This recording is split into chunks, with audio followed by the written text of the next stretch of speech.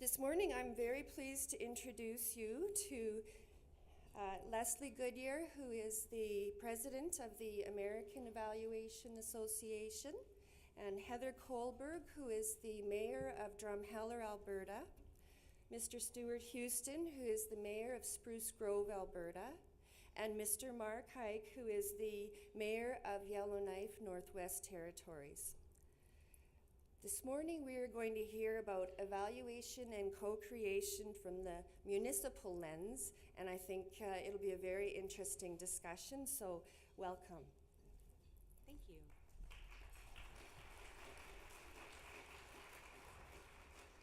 So the whole point of this panel is to hear from the mayors, so I'm going to get right to it and ask you all, and I think Mark will start with you down at the end. What enticed you to run for mayor, and how long have you been in office? Sure, well, thanks for the question. And two things I'll say first. Number one, 8 a.m. panel discussion on a Monday morning. You evaluator people are hardcore, so congratulations on that.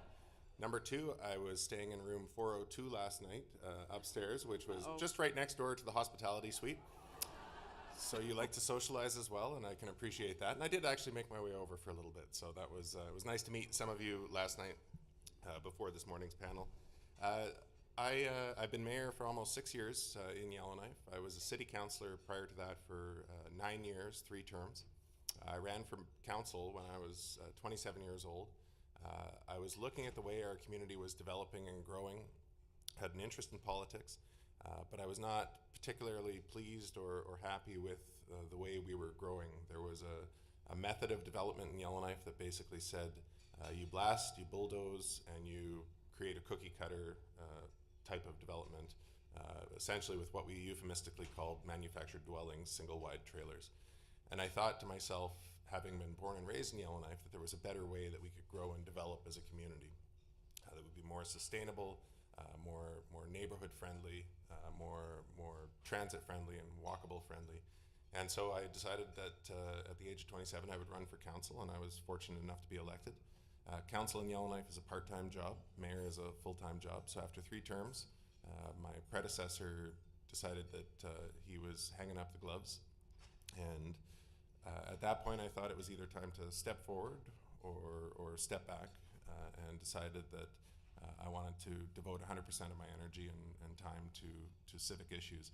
One of the things I've absolutely fallen in love with about local government is the idea that you can bring an idea, a concept, an initiative, a project to your council colleagues, and if you're persuasive enough, if you can convince enough people, then that becomes a reality. And in very short order, you can translate that into something that's benefiting your community.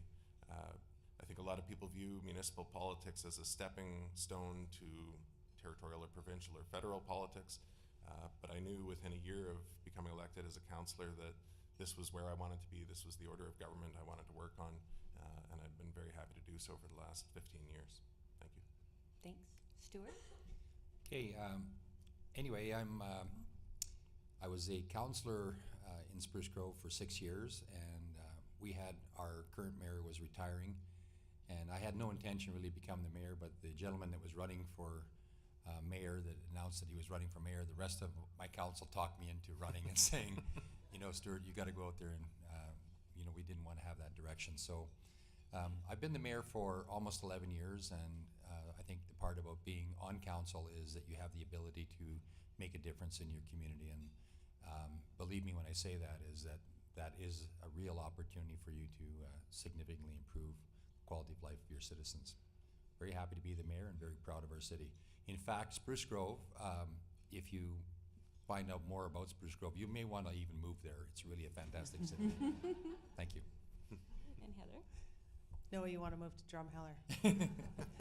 I'm Heather, and I'm the rookie here. I've actually just been on council for 7 months, and I'm the mayor of Drumheller, so I went directly from private business to municipal politics. And basically the main reason I did it was because I just live in a great community, and I just had so much support from the community to step up and do it. And I actually lost my brother a couple of years ago, and one of the agreements between my family, I have 3 brothers and my parents, is one of us would help the community in some form or another through government. And my parents are in their late 70s, and my other two brothers don't live in the valley, so it kind of left me to step up and do it. And I just absolutely love it. It's an amazing experience. I live in a great community and have just wonderful support.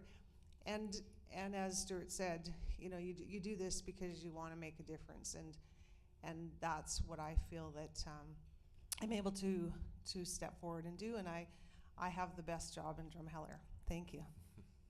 So let's set a little bit of context and tell us about the places that you're mayor. So Stuart, let's start with you. Well, Spruce Grove is located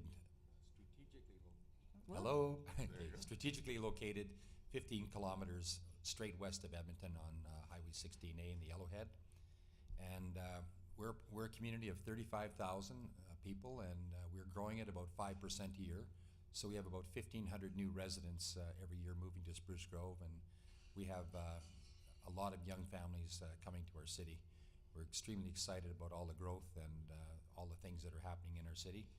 And something interesting about Spruce Grove, we tend to turn out a lot of athletes. I don't know if you've ever heard of Grant Fuhrer, and you know, some of those athletes that have you know, had a little bit of notoriety. Tonight we're actually honoring Ben Scrivens, who won a bronze medal in men's hockey with Team Canada. So he's coming to our council meeting tonight. But we're a very athletic community, and lots of excitement and lots of young families. Our average age is 32, our demographics, and our largest population is 0 to 9 years old. Stuart, can you tell us a little bit about the cultural diversity in Spruce Grove as well? I would say on the cultural diversity side is that we're not very culturally diverse.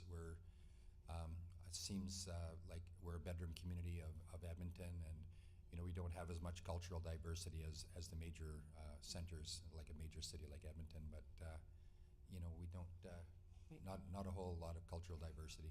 Yep, great. Heather, do you want to tell us a little bit about Drumheller? We're probably the longest municipality in Canada, I bet. We're 28 kilometers long. And so we're very long but very narrow. So we run into a few complications when it comes to building and stuff because, you know, with the environment and that, we tend not to take down our hills because we live really in a valley. So it makes it a little bit more interesting for building, and so we work very close with our surrounding counties so that we're still able to grow. As far as cultural diversity, we actually have become quite diverse. We have strong Filipino group. We actually have a lot of different mix, not quite like Brooks, but we're becoming very diverse, and it's makes for a very interesting community. In fact, I was just working with some people on Friday, and we're having African days in the valley in July. So it's just a lot of fun, and we try and, you know, really promote a lot of different cultures. And what's the population? Our population is about 8,000. Great. And Mark? So Yellowknife is a community of about 21,000, close to 21,000 people. Became a settled community in 1934, but prior to that was the home of the Yellowknife's Dene First Nation and several other First Nations for thousands of years prior. It was founded on 2 gold mines that were discovered in the area, 2 major gold mines and many smaller ones in the region, primarily by prospectors who were traveling through the region in the early 1900s on their way to the Yukon, but came back in the 1930s to more fully explore the mineral potential of the area. So Yellowknife grew up around that gold mining atmosphere. It's a very diverse community and has been really from the start with that foundation of a large indigenous population, but following the construction and production of those gold mines, we had a number of countries from Europe who, following World War II, there were many displaced people who came to Yellowknife to settle in the region, so it wasn't unusual for Yellowknife to be primarily European, more so than Southern Canadian. My own family, my dad immigrated to Canada in 1951 from Germany at the age of 19. He landed on Cape Breton Island, went to work in a coal mine, slowly worked his way across the country until he wound up in Yellowknife in 1955. My mother, who's from Turkey originally, was a German literature student at a university in Istanbul. And the German literature program had a pen pal program where they would connect people in the program with German-speaking people in other parts of the world. So my mom was connected to a German-speaking fellow who worked at one of the gold mines in Yellowknife, who was not my father, was my father's roommate. My dad started reading these letters from my mom to this other guy and started writing her back. They developed a bit of a relationship until 1962. My dad decided he would travel to Turkey, take a few months off work, and propose to my mom. And luckily for me, she said yes and came over from the shores of the Mediterranean to the shores of Great Slave Lake, right to Yellowknife. So it may not be a typical story of people finding their way to Yellowknife, but there were a lot of really interesting ways that people have found their ways from all over the world. In the 1970s, we had waves of immigration from 70s and 80s from Vietnam to Yellowknife.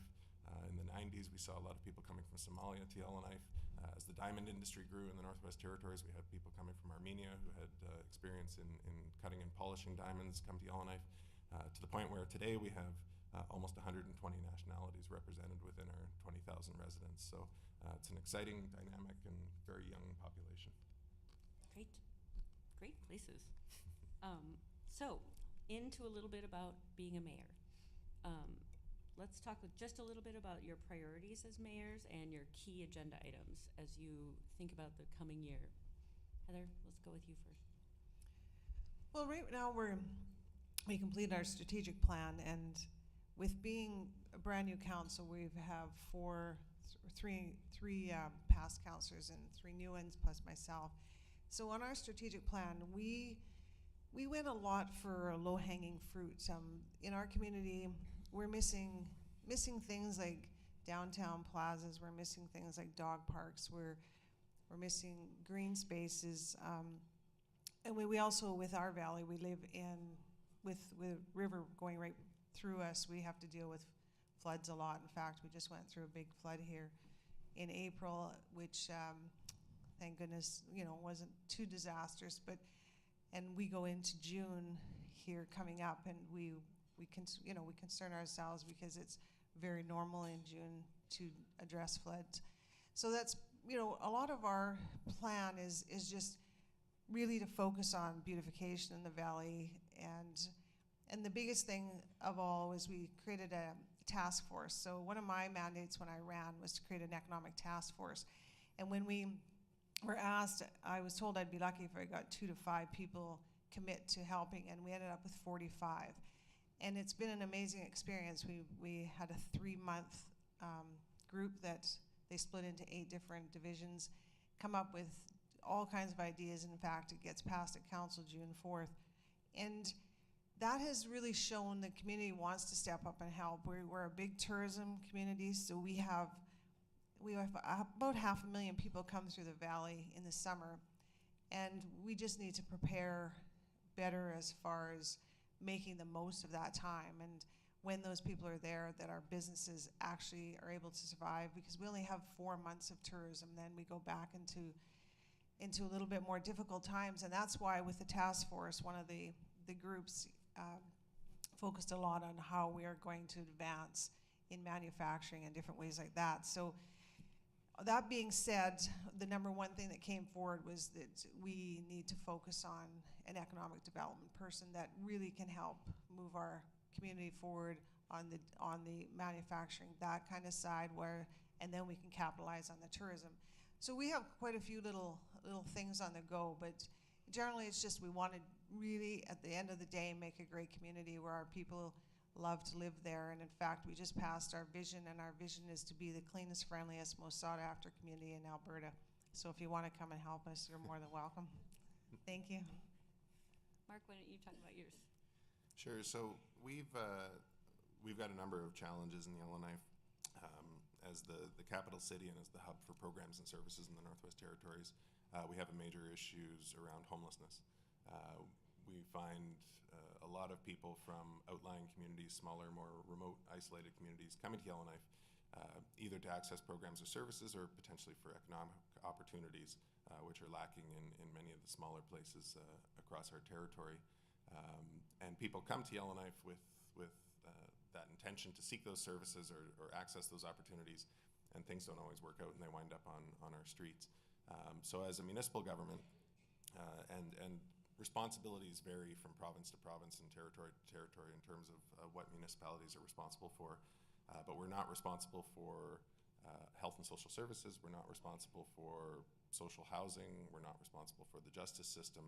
So we often find ourselves sort of on the outside looking in as to how these kinds of services are provided. But we've made it a priority because it's important for us as a municipal government to look after our most vulnerable citizens, and also our citizens and our residents deem this a priority as well. So we've taken a step in that direction. We've become involved with some federal initiatives towards housing programs, such as what's called Housing First, which is a philosophy and a principle that says before people can look after their mental health or addictions issues, they need a roof over their head to provide that safety and security. So we've helped funnel funding towards those kinds of initiatives. We recently launched a street outreach services program, which is a 12 hours a day, 365 days a year mobile outreach program that sees paid staff with human services background driving through the city, particularly our downtown core, assisting people who might be severely intoxicated or in need of some sort of assistance to get them to a safe place. Debbie Delancey, who's sitting at the head table here and was our former Deputy Minister of Health and Social Services, was instrumental in setting up a sobering center in Yellowknife, which worked hand in hand with the Street Outreach Services program to make sure that there was a safe place that people could go that was not an emergency shelter, but was not an emergency room, but was a safe, secured, medically supervised facility where people could essentially sleep it off, but also potentially get connected to programs and services that are out there that could help them. So that's been one of the big initiatives that we've been working on. We've also been focused on what comes to Yellowknife in terms of local economic development post diamond mines. We were very fortunate in Yellowknife that in the 1990s, as gold production was waning, that the diamond mines, or the diamond kimberlite pipes, were discovered, and those diamond mines came along just at the right time. But we also know that within 10, 15, 20 years, those diamond mines will be sunsetting as well. So we're very focused on what the future of the local economy looks like in Yellowknife.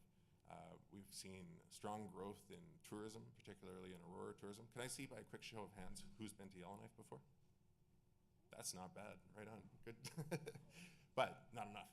So there are now 4 airlines flying into Yellowknife daily from Edmonton, a couple of those from Calgary as well.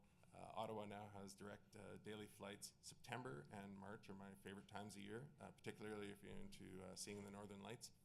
So please come visit us.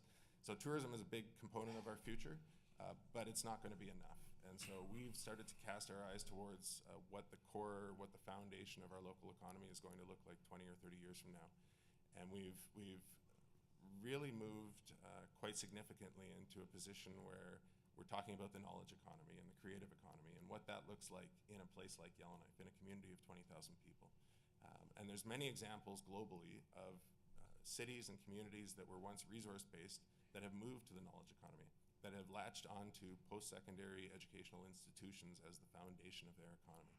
So we've budgeted this year to do a feasibility study in Yellowknife on what a post-secondary institution, a degree granting institution would look like in Yellowknife.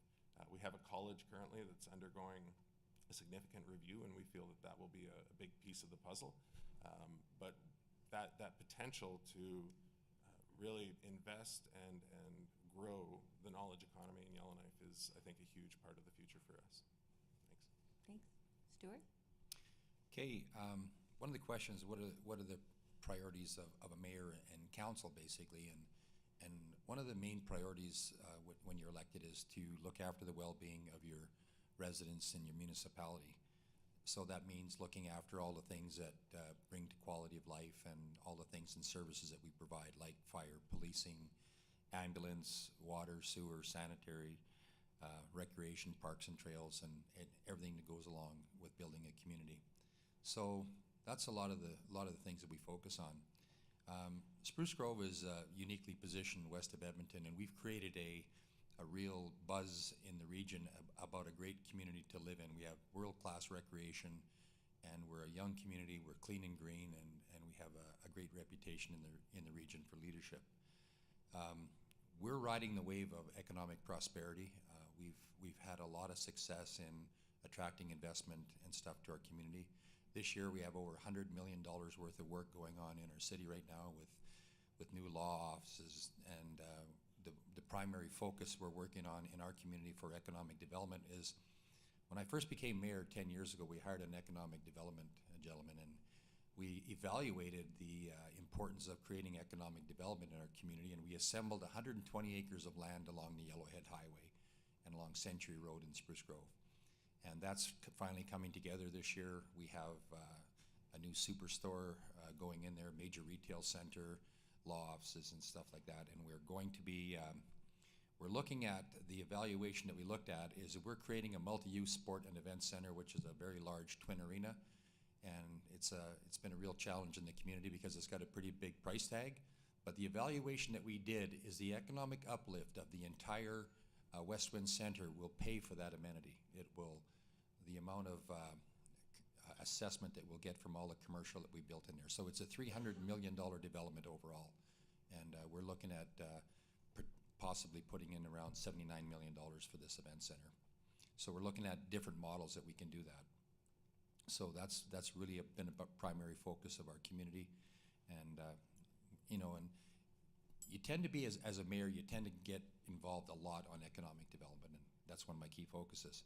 The other thing we're doing, very, very briefly, is we're working with our regional partners with Stony Plain and Parkland County, and we're looking at our growth projections for the next 50 years, and we're looking at annexing 22 quarter sections of land just south of Spruce Grove, which seems to be a little contentious with our neighbors, but we're going to try and work with them on that.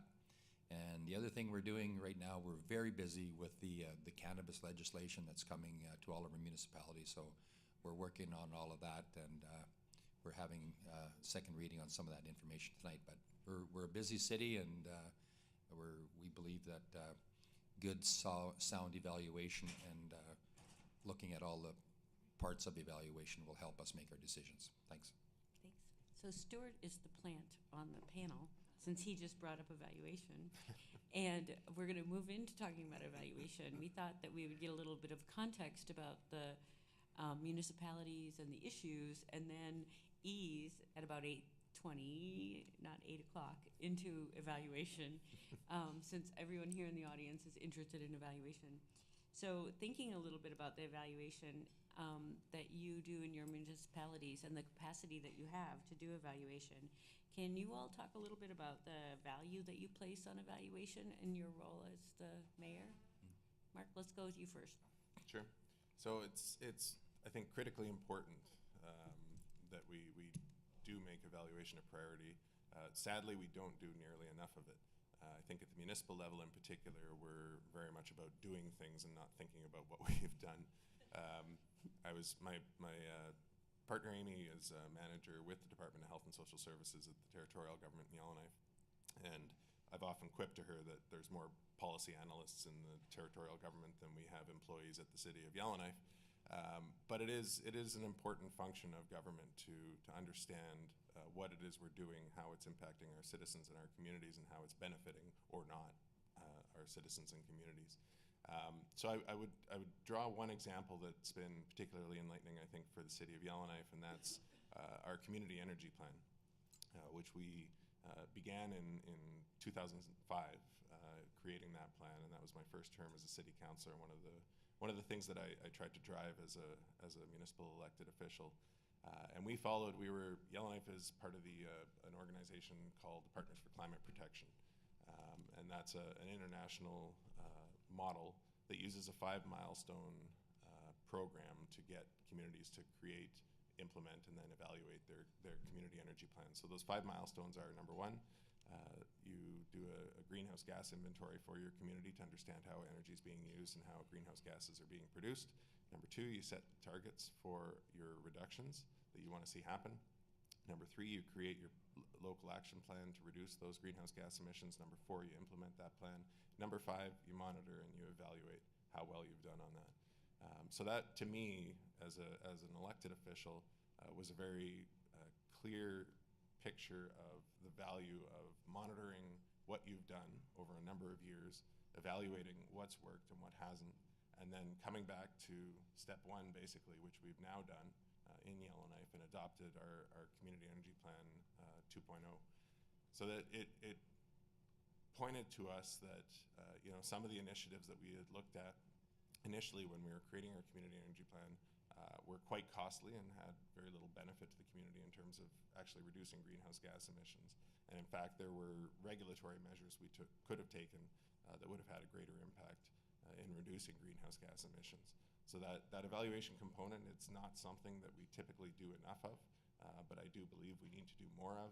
And I think when we can point to real world examples, as we have with our Community Energy Plan and with that fifth milestone of monitoring and evaluating the actions we have taken, it paints a very clear picture, not just to elected officials, but to our administrations as well, that there's a need and a necessity to do that evaluation to have better results for our community.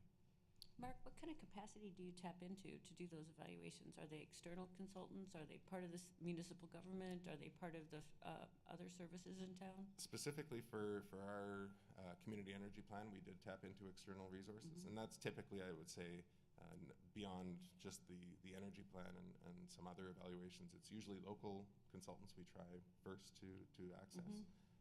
But the expertise is not always there in a community of 20,000 people, and sometimes you do have to go elsewhere, and Alberta is a prime place for us to find that skill set. Great. Yeah. Stuart, what about you? What about the value you place on evaluation? We place a very high value on it, value on evaluation, like how that one kind of comes together. But the part for our council, and you'll hear from many councillors and such, that you require the information to make a decision. And how do we correlate that information, and how do we evaluate what we're going to do? And one of the things that I mentioned about the annexation, there's a tremendous amount of evaluation that goes into preparing a municipality for annexation. And you'll end up having to go to your regional partners first of all to see what you can do to work together on that. But the part that you have to do first is you have to spend about 2 years and about $300,000 evaluating, using outside consultants, experts in the field that talk about the evaluations that you need to consider. And some of those evaluations are, what is the growth projection for your community over, looking at all different factors of low, medium to high growth patterns, looking at the servicing costs for the lands, looking at the taxation implications of those lands, and looking at any liabilities that the lands that you're looking to acquire have. But the biggest one is looking how the community can service those lands. So evaluation is a very key component, including lawyers that we're dealing with, and the lawyers are guiding us on a whole variety of things. And the variety of things that they're doing is they're taking lessons from 170 different annexations in Alberta that have happened since 1995. So we're following along those guidelines, but it's a very, very important part of it. And our municipality, we have a lot of work that we're doing, but we tend to use a lot of outside consultants to do that evaluation. Great. And Heather? Well, I guess first of all, because I'm new in council, we haven't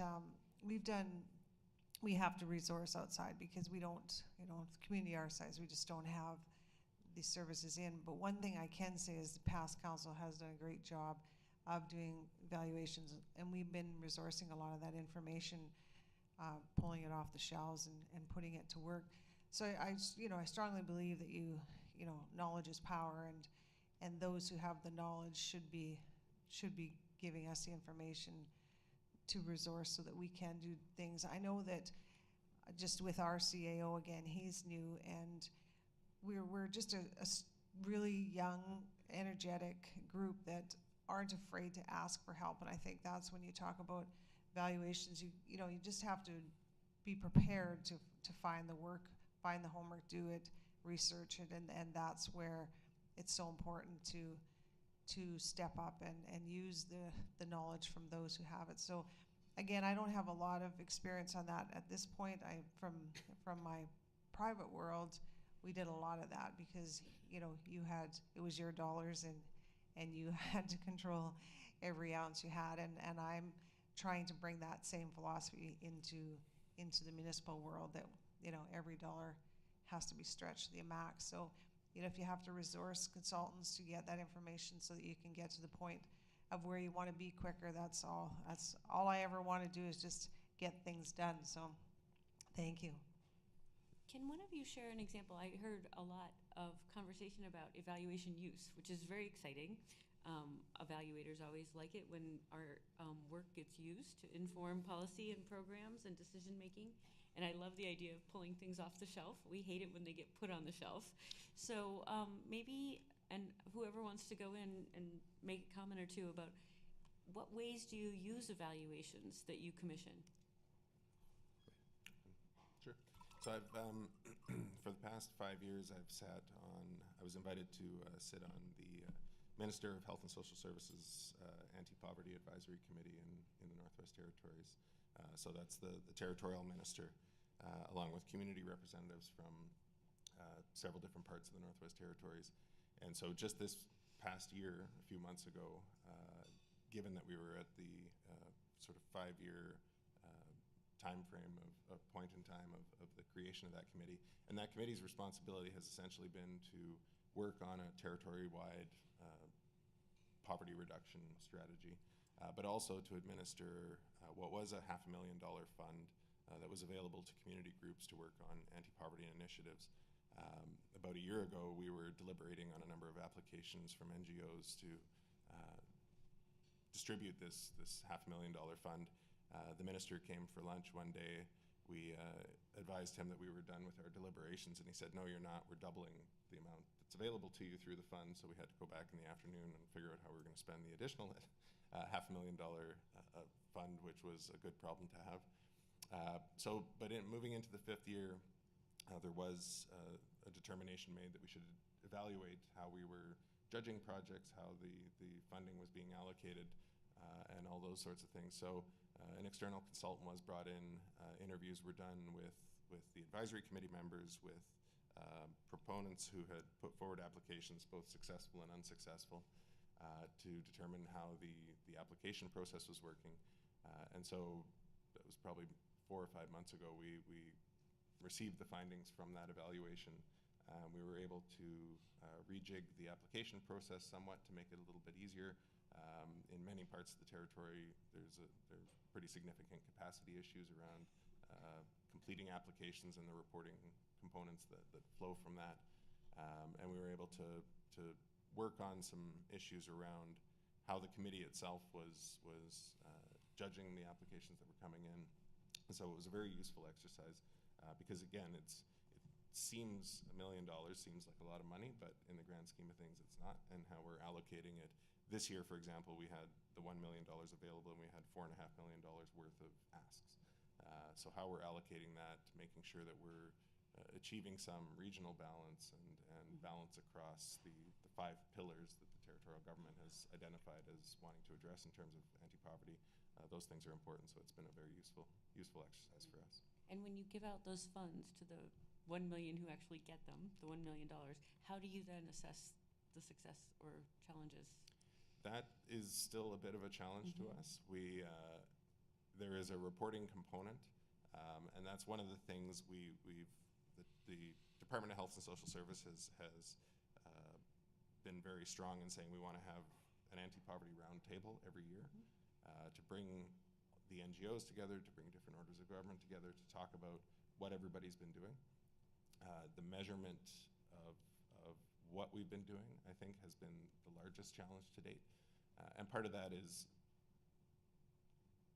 determining what those performance indicators are. What are we measuring exactly? How do we define poverty? And in a place like the Northwest Territories, it's a very challenging thing to define poverty. Typically, it's income-based. If you earn less than X amount of dollars, you are in poverty.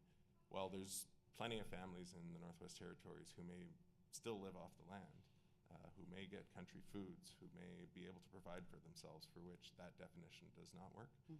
So we're I would say, in the early stages of being able to define those kinds of things. And until we can define them, then it's a bit of a challenge to determine whether we're making progress or not. Stuart, did you have a story about evaluation use?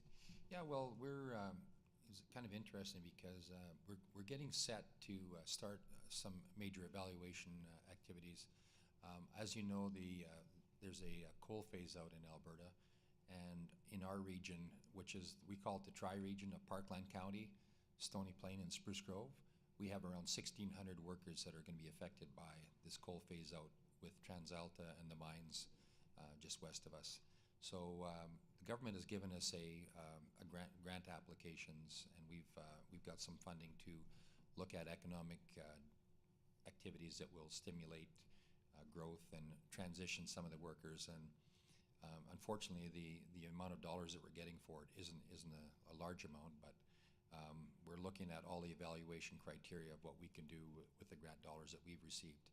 And part of that is looking at the new Build Canada grants that are coming out, and there's about $3.9 billion that are coming to Alberta over the next 10 years. The interesting one for us is for the first time in federal history, they're putting around $149 million into Alberta for recreation development, which is kind of good timing for us. So we're going to take that transition fund dollars, look at the criteria to get us toward determining how we can achieve and get those funds.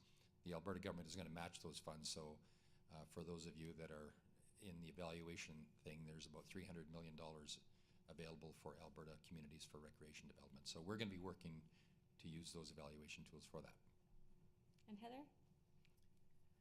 Well, at this time, we've got so many small projects on the go, and I, can honestly not tell you that exactly what we I think the biggest thing for us is just because we're so young, we're just all getting our feet wet. So I don't have the history that these guys have. So yeah, you've got great reports on the shelf that you're reading, right? Well, trust me, there's enough there that'll keep us reading for the next little while. Right. So as you all know, the theme for the conference is co-creation. So we thought we'd ask some questions about how you work with your communities to inform the evaluations that you do, and how you engage communities in municipal decision-making. So the first question is really, how do you engage the community or solicit opinions in the decisions that you make? Heather, we'll go with you first. This is really important to me because I'm all about, if you're all pulling the chain in the same direction, you can make so much happen so fast, and that's what I honestly believe how our community is going to change quickly. Just little examples of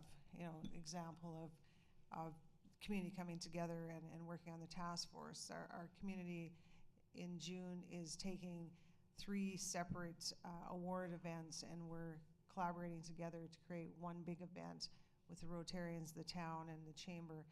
I'm all about going to the community and getting input and seeing how together we can advance. It's one thing to sit in council chambers and make decisions, and I always baffled me, maybe you guys can help me, but why you wouldn't go and ask the people for the opinions, because they're ultimately the ones that are using the services. And whether it's something simple like a dog park or any complex issues. Right now we're working on tourism corridor and our community standards bylaw, and again we called upon the community, and we've got committees that are getting involved, and it's just even right now we had our county beside us just to go through a fire on Friday and lost their office, and just being there for them and helping. So to me, as long as you allow people to get involved and allow their opinion to matter, then you can collaborate on just about anything. So I'm all about bringing people together, and we're surrounded by 3 counties, and it's vital that they're our friends and that we're their friends, because like I explained to you, we're a small community that's very narrow, and if we don't work with the counties, there's no way we're going to grow. So I can't speak enough about how important being as one is so important, that you get everybody involved. Thanks. Stuart? Well, it's interesting. I was just talking a little bit about our cannabis legislation. So we're reaching out to our public because we believe this is a really important part for all of us in the community to decide on. So a couple of ways that we engage or have been engaging our public is that we've done an extensive research. Company has gone out and done a poll in the community. I think they reached out to about 500 residents to get a sense of direction. And also we have an online poll where we ended up having 1,500 people respond online with our social media with the City of Spruce Grove. And then we also hold public hearings, and we've been holding public hearings at City Council, allowing businesses and such to go out and get information. Interesting, the community is a little more conservative, but the business community isn't. They want to be very liberal on the three items that we're talking about. So the three main things that we're dealing with are retail locations and how far they're separated from schools, from parks and trails, and children's play centers and stuff like that. And then tonight we're dealing with the consumption. Where are you allowed to smoke marijuana? Where are you allowed to consume it? And so that's a contentious issue, because some people think that you should be able to walk down the street and smoke it, and we kind of disagree. So our city has to make a bylaw related to that. So, and then the other one is licensing and how we're going to license. We believe we're going to be able to get about 3 licenses based on the number they're putting out. We have 31 people applying for licensing in our city right now. So we might have to run a lottery similar to what Edmonton's doing, but we're doing a lot of community engagement on this, and I think it speaks to council's wish to engage. Mark? Good to see the entrepreneurial spirit in Spruce Grove. That's fantastic. So we, when I started out on council, I think our administration deemed council meetings to be the proper level of consultation on any initiative or project that was coming forward. That when something came forward, if people wanted to, speak their minds, they could come to a city council meeting and step up to the microphone and make their views and thoughts known to council members. We saw a number of fights and conflicts come to council chambers as a result of that approach. So several years ago, we determined that that was not the right approach, and that we wanted to engage our administration in a more consultative approach to any project or initiative that was coming forward. So we adopted the International Association of Public Participation's spectrum of community engagement for how we would work towards any particular initiative or project. So at the outset, when a project would come forward, that project would be brought forward to council with a proposed sort of level of consultation from IAPP presented to council for approval. So that might be to, if it was a paving project, it might be, well, we're just going to inform the public of how this is going to go. If it was, a recreational facility, then we'd want to move into something more in-depth and engage and really work with the public to determine what that facility was going to look like. And I've seen over the number of years since we've adopted that approach that you wind up with much shorter council meetings, most importantly, because you don't have lineups of speakers coming in to say, this is what we want, no, this is what we want, and then council left to make the final decision based on that limited amount of input. So that's been really critical, I think, in terms of our community streamlining the work that we do. One interesting wrinkle that has come along in the last couple of years is a constitutional duty to consult with Indigenous peoples and First Nations in our area. That principle has been known and understood in things like mine and resource development, mineral development in different parts of the territory, but the definition of the duty to consult has now been expanded in the court's views to mean municipal infrastructure projects as well. So while we consult on many things, there's a bit of a challenge for us insofar as we may not be consulting on some of our core municipal infrastructure projects to the degree that we should be in the view of Canadian courts.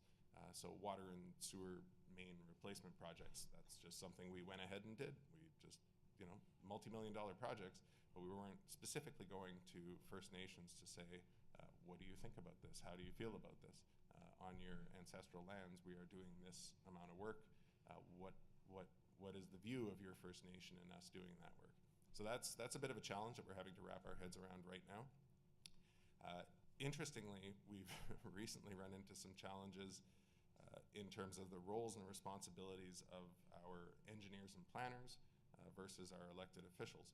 So just in the last couple of weeks, and this is coming forward to a council meeting tonight that I will not be at because I'll be on a plane flying back to Yellowknife, but we had consulted a neighborhood that lives on a crescent in Yellowknife on the replacement. They had some water and sewer work done last summer.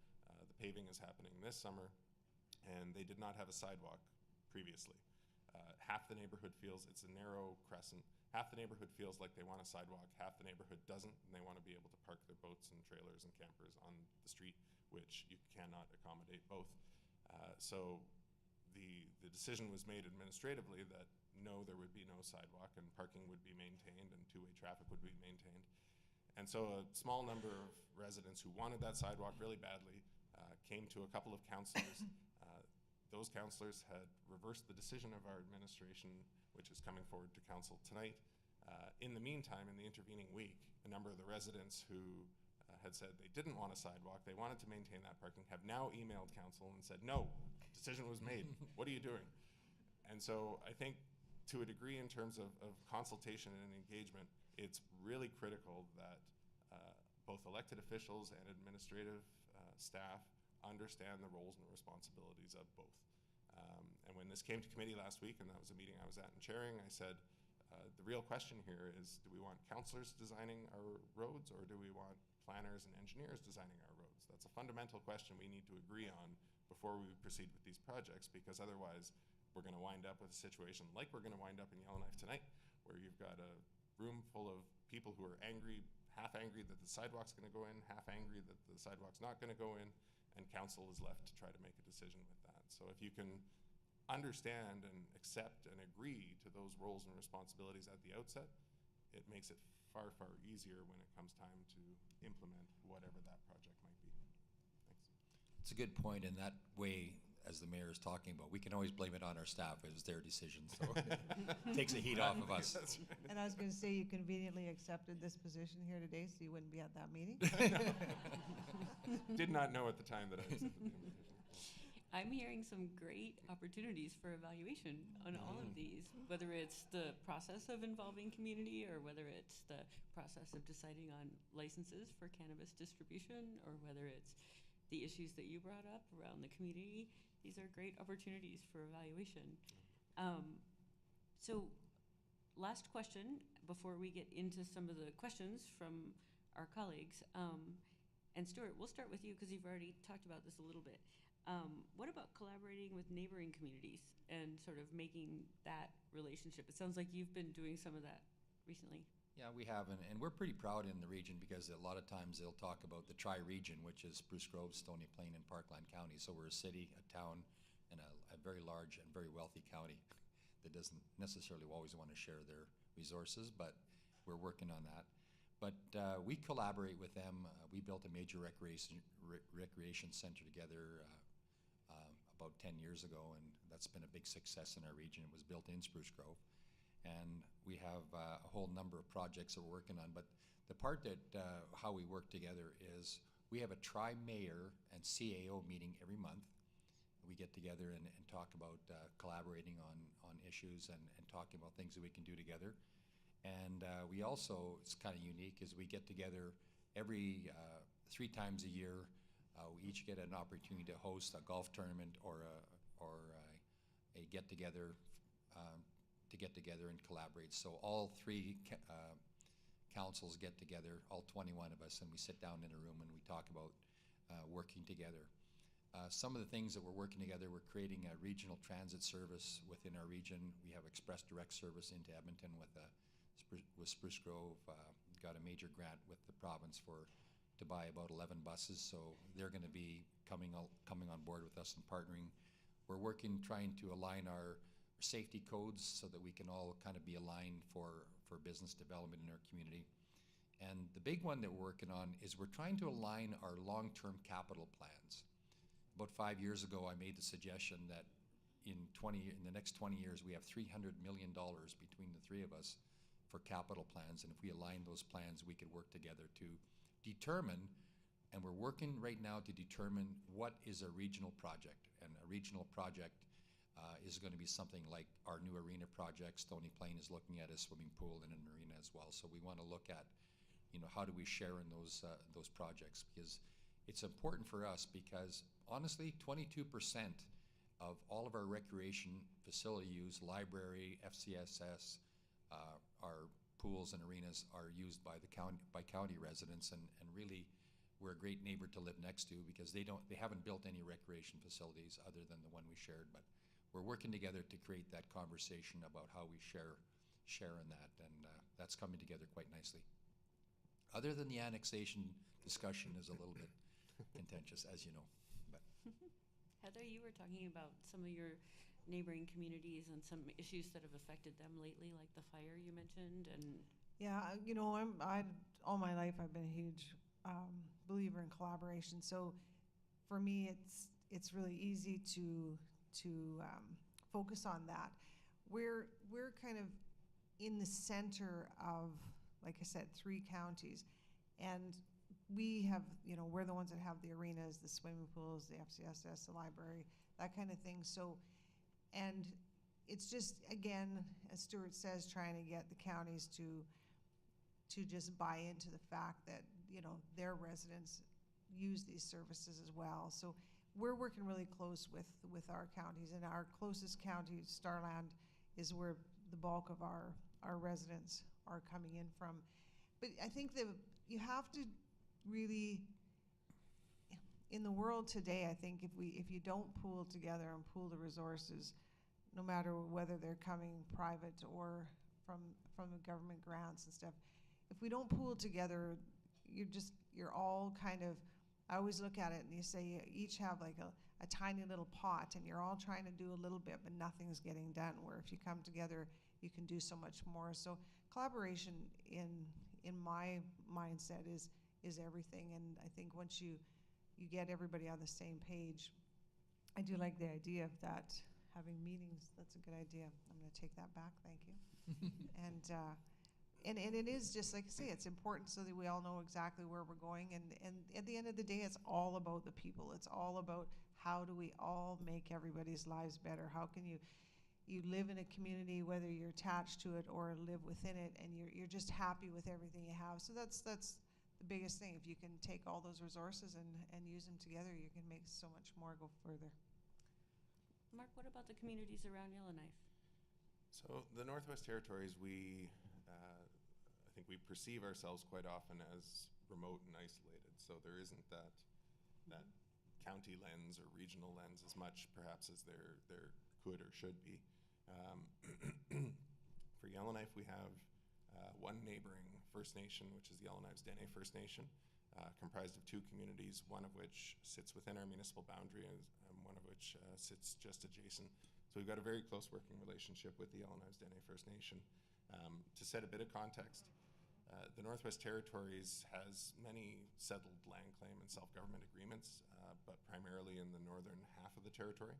So the area in and around Yellowknife is an unsettled land claim area. And we're very much in favor of seeing those land claims settled because it provides certainty, first and foremost, to the First Nation, but also to municipal governments that might be within that area, as well as industry that might be looking to do work there. More recently, we have worked closely with the Yellowknife's Dene First Nation, but they are in that sort of in-between stage where prior to having a land claim and self-government agreement, their authority is not fully understood. We, just a couple weeks ago, so the nearest community other than those Yellowknife's Dene communities to Yellowknife is a community called Betchiko, which is about an hour's drive down the highway. And about 2 weeks ago, we had our first ever council-to-council meeting with the community council of Betchiko, which was, I'm not sure why it's never happened before, but Betchiko is part of the Clecho region, which does have a self-government agreement, does have a settled land claim, and does have the ability and authority to do many, many things that First Nations in the southern half of the territory don't. So we had a really fulsome discussion with them about some of the issues impacting both of our communities, the economic benefit that is derived to Yellowknife from the residents of Betchiko, what they might be able to offer to us. I spoke earlier about the possibilities of post-secondary education in Yellowknife and what that might look like, and how the Clecho government could get involved in that kind of activity. And so it was a really fantastic first opportunity to talk about how we might work more closely together in the future. And we did set some action items in motion in terms of memorandums of understanding, in terms of how we want to work together going forward. The Northwest Territories is an insanely political place, so you always need to be careful about the relationships you're building with one organization or another, because that might upset one of the other organizations that you work with. But we feel strongly that reaching out that 70 kilometers down the highway could really serve to benefit both of our communities in a really meaningful way, and we look forward to building on that in the weeks and months to come. Is there any municipality that's not insanely political? I suppose not, probably, Right. no. We've never had to discuss annexation, thankfully, but I understand it's a real issue here in Alberta. So just to wrap up before we get to questions, any last comments about evaluation and how you think about it and what you might learn from evaluators? Well, I can tell you, I'm grateful for all the reports that we're using right now, and being able to take that information and actually put it to work. So I'm grateful for all of you. So thank you.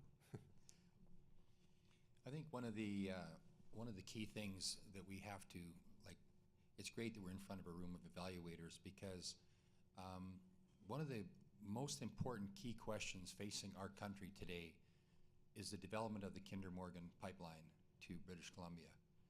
The amount of evaluation that has gone in on the safety, the environmental regulations, and the economic impact analysis is staggering. They've spent billions of dollars just on the study, on the evaluation. This evening, I'm going to be part of a major news conference for the Edmonton Metropolitan Mayors, getting together to show our support, to understand the economic impact for not only Alberta, but for the country. This is the most important decision facing Canada now and for the future. And we all need to take this message with us when we go out and evaluate, the impact of this. And we need to do it in an environmentally sustainable manner. We need to respect our friends in British Columbia, but we need to consider Canada as a whole. So there's a major evaluation going on what impact this has, and I'm sure all of you would probably understand the complexity goes in with all that. But anyway, that's just something that's big on the horizon for our country. I think that, as local government is that order of government that's closest to the people and perhaps most susceptible to public pressures in terms of projects or budgets or what have you. The notion of kind of a third-party independent evaluation of what you're doing is absolutely critical, because there's, in every community, and I'm sure that's the same in Spruce Grove or Drumheller or wherever you find yourself, there's often a very small vocal minority in your community that can drive an agenda and drive your elected council in one direction or another. And in the absence of that data-driven, evidence-based evaluation of whatever it is that you're looking at, you've got your backs against the wall. And I have complete sympathy with councils who are facing that. But it's also the responsibility of the council to make sure that they've asked for that information and that they can use that information. I often think, budget time is the most frenetic time of the year probably for any council. And we often go into the budget deliberations in Yellowknife with the absolute goal that we've got to get that property tax increase to zero. That is our absolute driving mandate. No matter what, property tax increase has to be zero. And yet, we do a citizen survey in Yellowknife every 2 to 3 years where we ask residents, do you feel you're getting good value for your tax dollar? So it's a form of evaluation. It's opinion-based, but it's a form of evaluation. 4 out of 5 residents consistently, year after year after year, say, yes, we feel like we're getting good value for our tax dollar. However, on social media, on Facebook, on Twitter, on CBC comment boards, you will see a stream of people saying no tax increase, no tax increase, no tax increase, which has no connection or correlation to what the reality of public opinion is. So without that citizen survey, we wouldn't really know how our community is feeling. That they are actually willing to pay a little bit more, to invest in our community, to invest in quality of life, and invest in making Yellowknife a better place to live. So it's key, absolutely key, to have that data for proper evidence-based decision-making at the municipal level. Thank you. We'd like to open it for questions now. We've got quite a bit of time for questions, and I have a suspicion you guys are used to getting questions from an audience. Maybe we'll have long lines at the microphone, like in Yellowknife, but maybe we'll just have some folks pull up. Okay. I can't see the microphone over here, so. Thanks very much. I'm dying to ask a question about the pipeline, but I'm going to limit myself to evaluation. So in the language of evaluation and knowledge translation, we in this room are producers of evidence, and you are the users of that evidence as decision makers and policy makers. So what can we do as the producers of that evidence to help facilitate your ability to understand and utilize that evidence? Go for it. Okay, I'll go for it. You know, in reading the reports, what I find sometimes, and it's not in all cases, it gets so complex.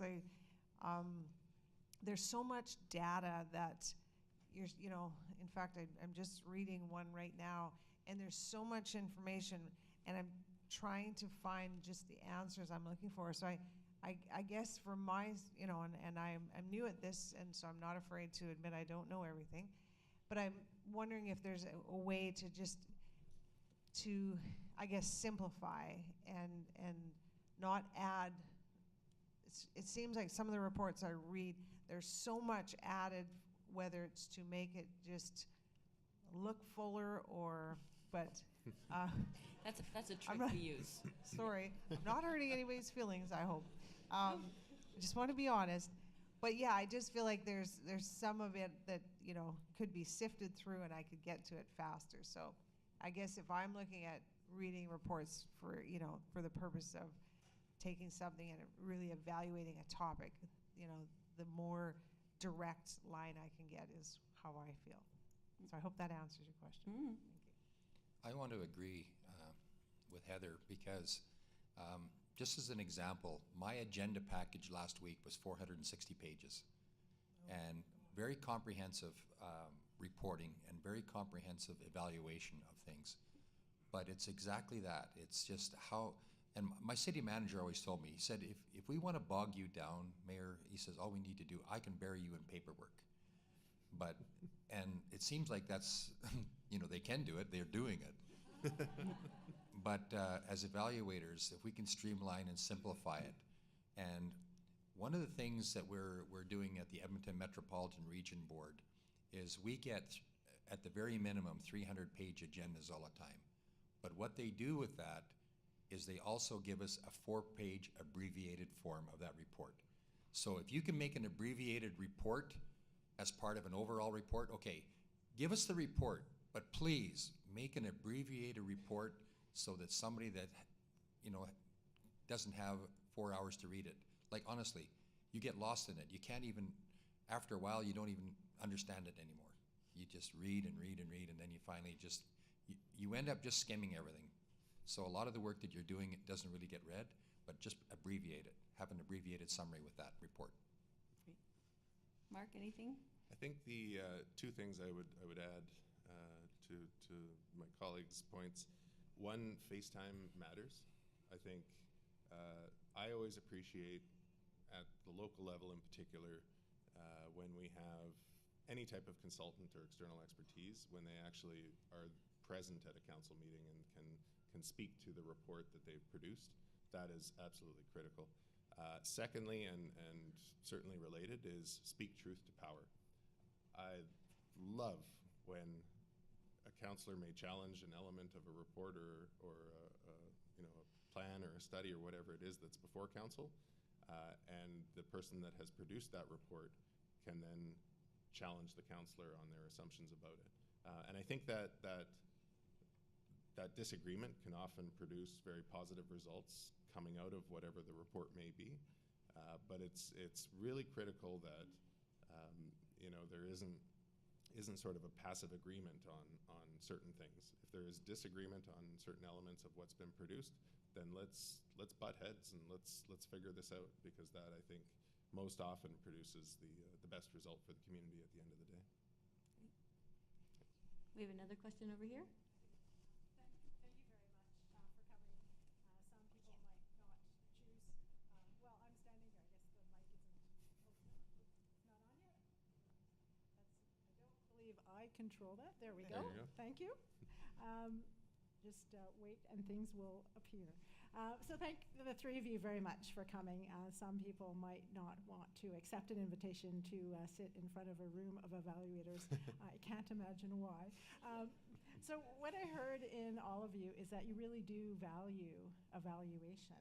And what I was really interested in hearing from you is, what do you think would further help you embed evaluative thinking and the evaluative function into all of your municipal work, so that it just becomes an automatic thing that whatever you're doing, you're going to build in evaluation and build in a way of collecting the evidence, so you can bring that to your shelf that you then pull down, so you can bring that to your decision-making process. Thank you. I think we do that already. Everything that we do related to the decision-making process or information coming to council has been evaluated. They don't just come out and say, okay, let's build a $12.5 million road to connect the east end of the city. They talk about evaluating how that fits within our capital plan, what the importance of it is, how it relates to, so anything that we do, we're doing a lot of evaluation. And I think one of the points, though, is that I think we can do better on some of our public engagement, because I don't think councils do that enough. But yeah, evaluation is built into everything that we do, because, and the best part, I have 4 new councillors working with me this year, and it's really good because they're very well educated and they ask a lot of questions. And every time we have a first reading or a second reading, they're looking for some further information. So that puts our staff back to getting some more evaluation information. One of the things I'm planning on doing in Alberta in the last year, there was a 9% increase in crime due to the economic downturn, and that was right across the board. And Spruce Grove was, because we're right next to a major municipality, I believe we were targeted by a criminal element from outside our community that was coming into our community. So I'm planning to do a town hall meeting with our council and inviting as many people as I can, and bringing in some speakers to talk about what we can do to improve, evaluate what we can do as a community to reduce crime. Don't give crime a chance. Lock up, be vigilant, and have community groups that are watching. So we're trying to do a whole variety of things, but it's important for councils to do that.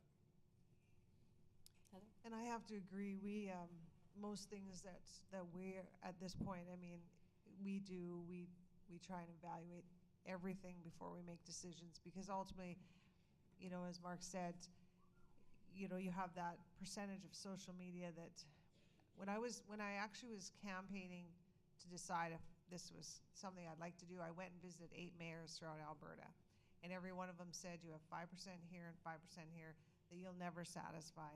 It was probably the best advice I've got, because I'm not a social media person. I read what I'm attached to, but I try to avoid that, because it can slope you down a trail that you don't really want to go.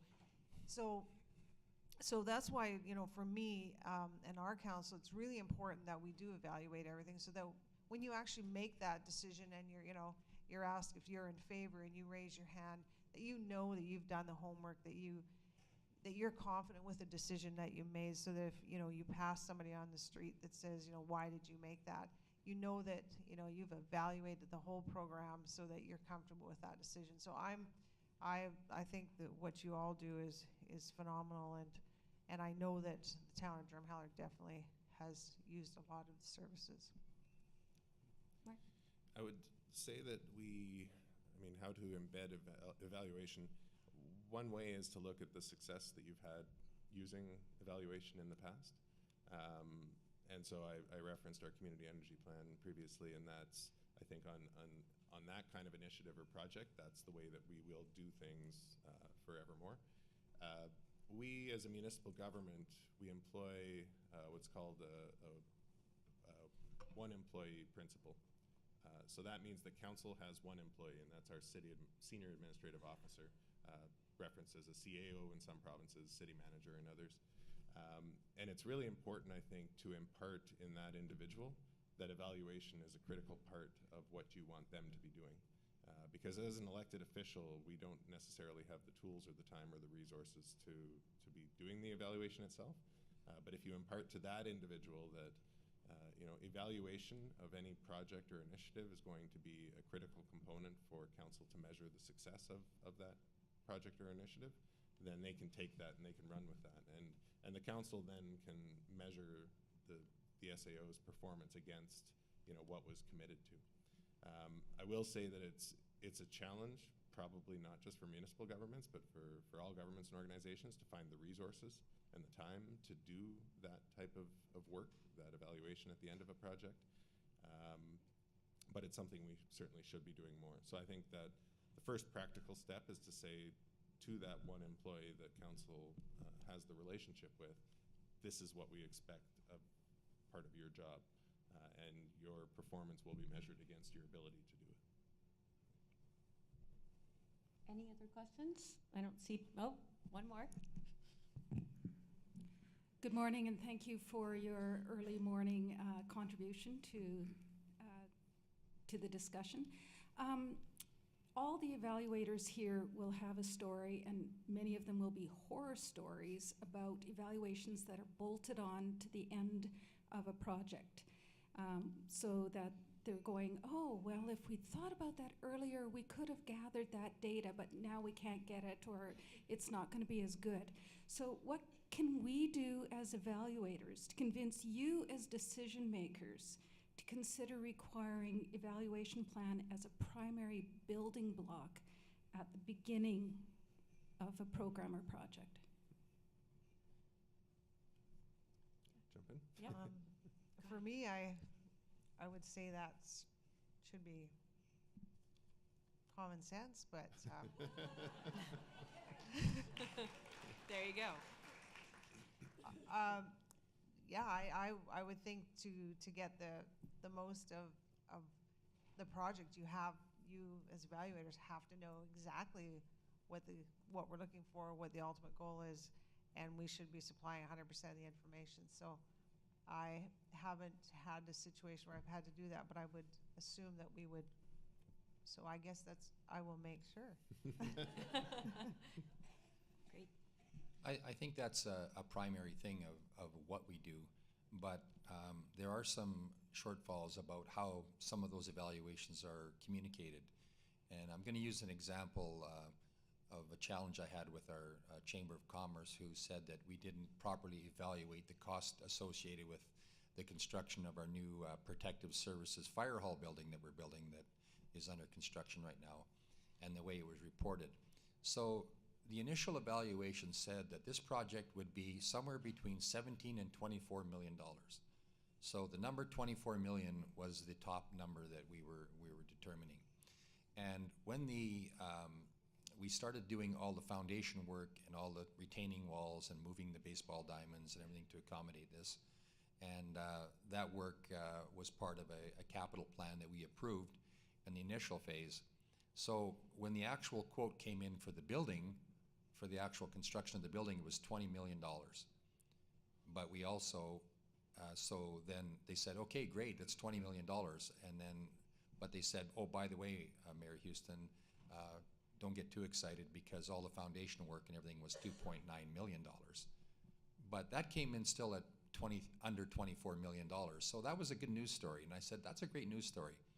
Except the way the press reported it and the way it went out was council needed to approve an additional $2.9 million for the project. So everybody's saying, oh, okay, you got this cost overrun and everything else, but we had to, backpedal a little bit about the evaluation part of it. But yeah, evaluation is absolutely, critical in everything that we do, and that's also sometimes how we communicate the evaluation and the decisions that we make, and not getting ourselves into that public perception that we did something, didn't evaluate it properly. If I'm being perfectly honest, up until 2 months ago when I received the invitation to come here, I had no idea that there was such a thing as the Canadian Evaluation Society. So Yeah. I think, I alluded to it earlier that at the municipal sector, we're very much focused on doing things, building things, delivering programs and services, and not so much on the analysis of our policies and programs and services that we provide, or the evaluation of said things. So I think the notion of embedding that evaluation component into what we're doing, no matter how big or small, and not just as an afterthought, we've done something, let's evaluate it, but let's evaluate it from day one, is really important, and is something we should be doing more of. So I would suggest to all of you and to the society itself, the Federation of Canadian Municipalities is the national voice for municipal governments in Canada. There are also provincial and territorial associations in every province and territory of Canada. That is a great place to start that conversation. We'll be meeting in Halifax later this week, as a matter of fact, for our annual conference with FCM. But to gain a presence there, and it can start as simply as getting involved in the trade show that they set up, which has hundreds of exhibitors setting up shop, and starting conversations with elected officials who are coming through that trade show. That can be a very easy way to begin that conversation, to share the benefits of evaluation with municipal elected officials, and then to spread that conversation right across the country. So I think it's an important conversation we need to have, and I think at the end of the day, it saves elected officials a lot of headaches, as Stuart alluded to. If you can address some of those things up front, rather than sort of waiting till the tail end of a project to reveal that information or assess that information, then that helps us too. So that would be my suggestion. Great. Another question? Hi, everybody. Thank you very much for the discussion so far. It's been very informative. I wanted to go back to the question you asked before about diversity in your communities. So as you know, the theme this year of the conference is co-creation. So kind of, in looking at different paths to knowing and involving different groups.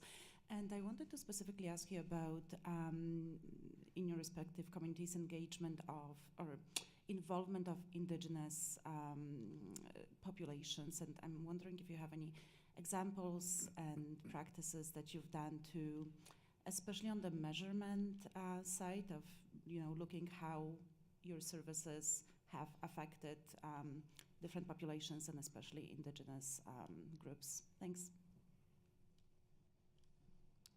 We don't, in our area, we don't have Indigenous groups, so I can't really comment on that. But as far as, like I said, our biggest population is of culture is the Filipino group.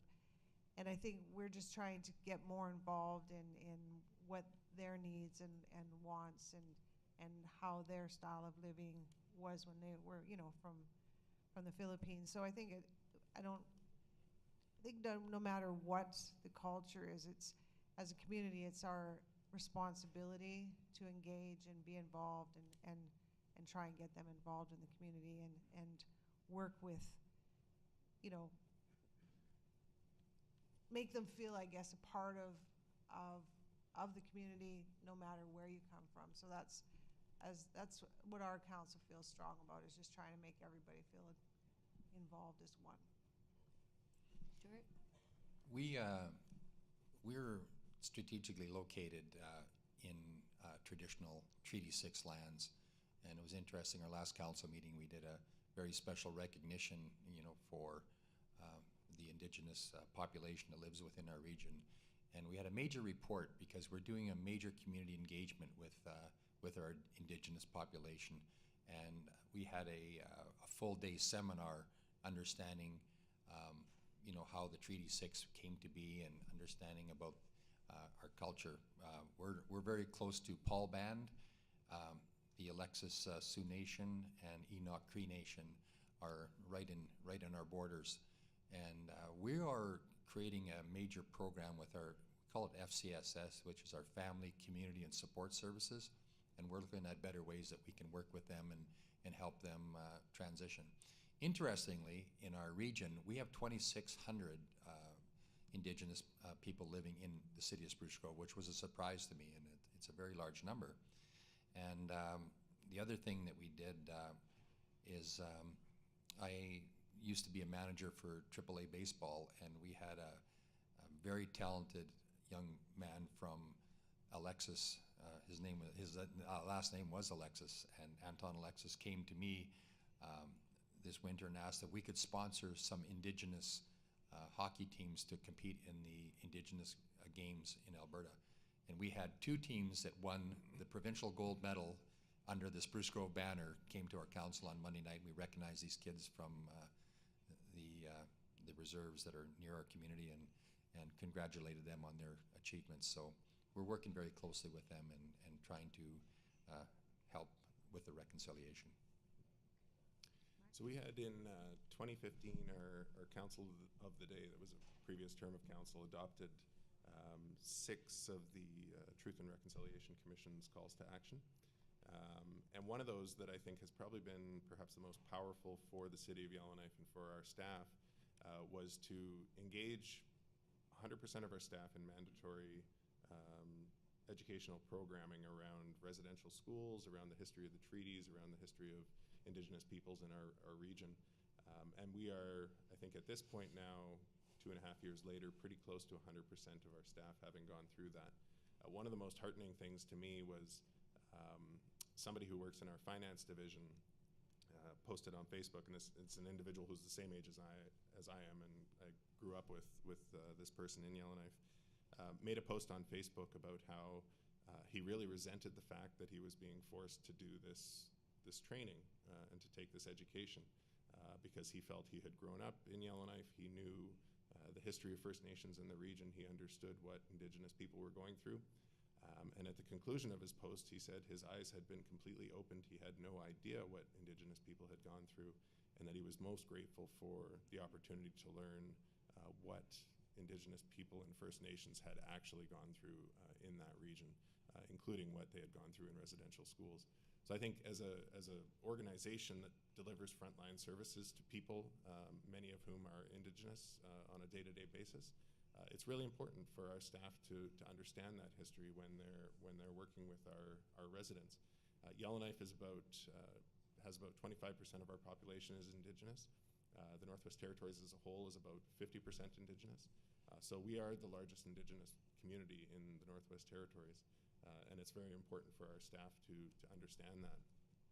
We did something symbolic a couple years ago that has had, I think, a very positive effect in the community and in our relations with the Yellowknife Dene First Nation, where, as most city halls, we had 3 flagpoles out front of our building. And we had the Government of Canada, we had the Government of the Northwest Territories, and we had the City of Yellowknife. And so 2 years ago, we installed a 4th flagpole where we raised the flag of the Yellowknife Dene First Nation. And it signaled to them that we were very much endorsing the notion that they are the 4th order of government in our community and in our region and in our territory. And so even small things like that can make a big difference in the relationships that you have. We hold 1 or 2 council-to-council meetings with the Yellowknife Dene First Nation every year. And so that's another important signal to them and to us that the relationship between their government and our government is critical. And beyond that, as I mentioned earlier, we are in an unsettled land claim area, and the YKDFN is in fact still engaged in negotiations. And so any opportunity we have as the City of Yellowknife to meet with the Government of the Northwest Territories, the Government of Canada, we stress to them that a land claim, a settled land claim, and self-government agreement with YKDFN and the Government of Canada and the territorial government is of critical importance to the city of Yellowknife. We want to see that move forward as expeditiously as possible. Thanks. So I know we have one question over here. Are there any over there? Okay, so we're going to take one question on each side. We have about 5 minutes left, and I want to be respectful because we have another really exciting speaker coming up too. Go ahead. Yeah. Well, I was originally going to come up here and ask the question, had any of you ever heard of us before you got the invite? And that to me is a critically important question for us because, just so you know, and Benoit, if you're in the room, I know you'll correct me if I'm wrong on any of this, we are the oldest professional society of evaluators in the world. We are the second largest, and we are routinely invited to international tables to share our expertise on our standards, on our credentialed evaluator program. We're the only one in the world with that. And I, as a professional evaluator, have been in more than one meeting with elected officials, provincial, federal, and they don't know about us. And yet we're the ones who can really help you answer the so what question. So what difference is it making that you're spending this money, that you're caring about this initiative?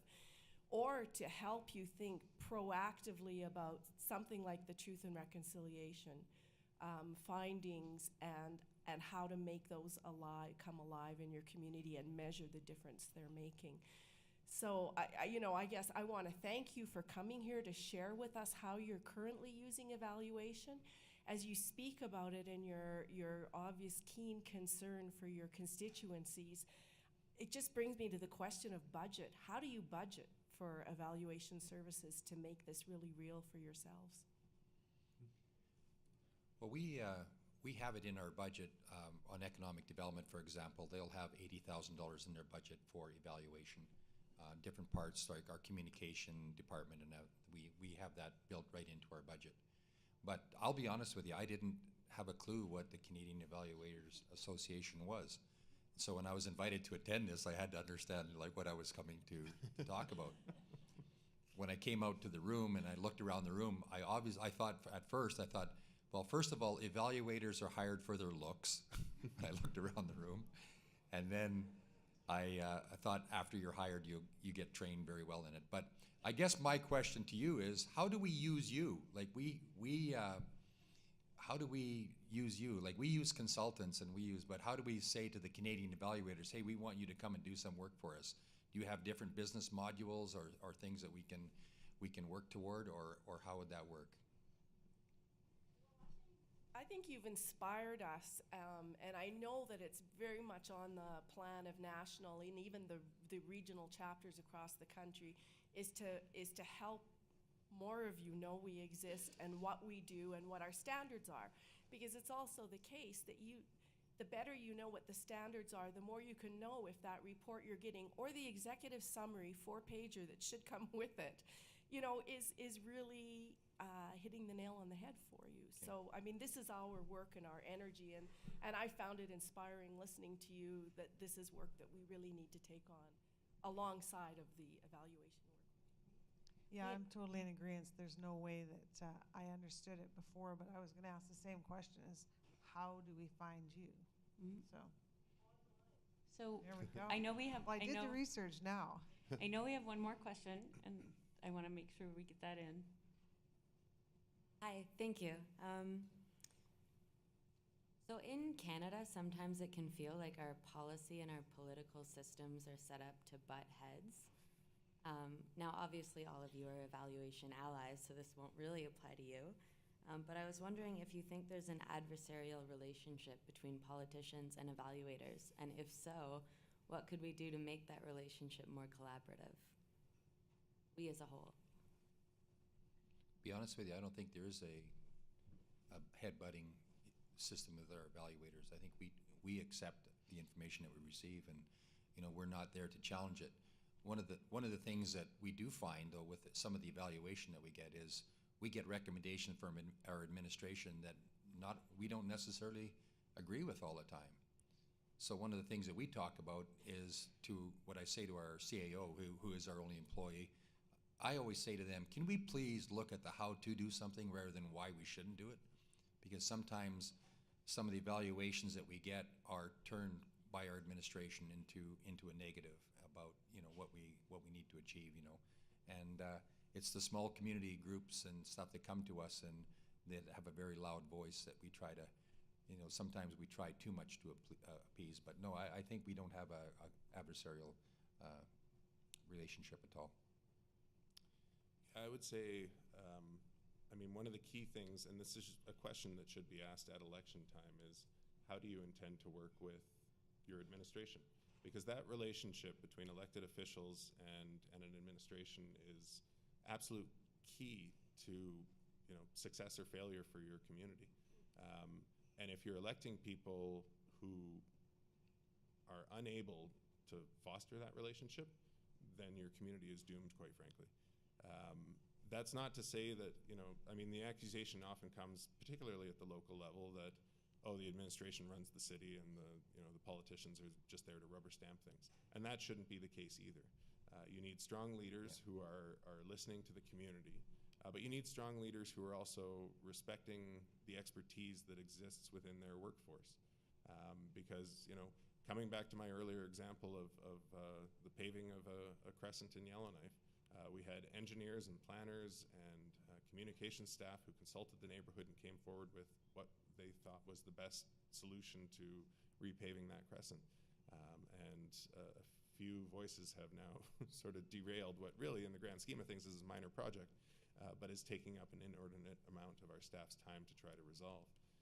So I would say the first step is looking at the people who are running for office and assessing, you know, their ability to work with others whom they may not always agree, but can respect the opinions and expertise of others in coming to a proper solution for most of the challenges that face our communities.